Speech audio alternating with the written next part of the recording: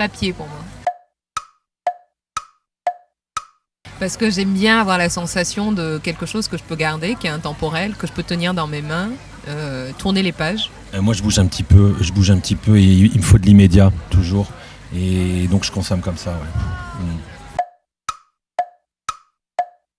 Magique RPM, la revue pop moderne que j'adore, parce que c'est une bible un peu pour moi au niveau musique. Je l'emmène un peu partout parce que je pioche des musiques et des émotions là-dedans.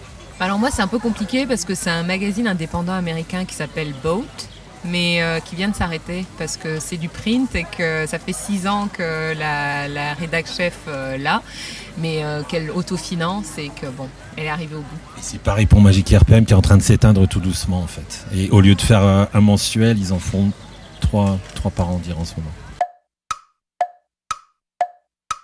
Allez, entre pas du tout et néant, qu'est-ce qu'on dirait ? Non, moi je dirais que oui, parce que ça dépend dans quel contexte et dans quel pays. On a beau critiquer en France et tout ça, mais je trouve que les médias sont quand même plus ou moins libres.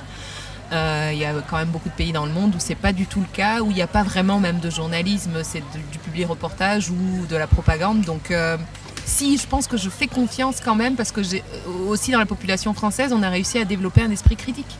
Donc les gens arrivent à se poser des questions. On va parler d'utopie alors après. Mais les gens se posent des questions à chaque fois qu'il y a un article. Ouais. On se demande est-ce qu'il est dans ta sphère. Dans ma sphère. Ouais, mais tout le monde gobe tout. Je pense. Non, parce qu'il y a tellement il y a une multiplicité. Non, mais il y a plein de médias. C'est vrai. Et puis quand tu parlais de l'immédiateté, donc immédiatement tu as une news et puis en fait tu vois quand t'en publie une autre qui dit autre chose et tu te poses des questions sur la première, non ? Oui, quand tu as le temps, quand tu es curieux, moi c'est ce que je fais là en fait, c'est exactement ça, là j'essaye de vérifier ça. Mais pour moi 90% là, des masses médias penchent à l'ouest complètement, vraiment. En fait c'est assez orienté. Moi, oui, c'est orienté, mais ouais. Je pense que les gens ne se disent pas que tout ce qui est dit dans les médias est vrai. Donc ça veut dire qu'on est arrivé à un niveau déjà de pensée de la population qui est largement au-dessus de plein d'autres endroits dans le monde. Hein. Oui.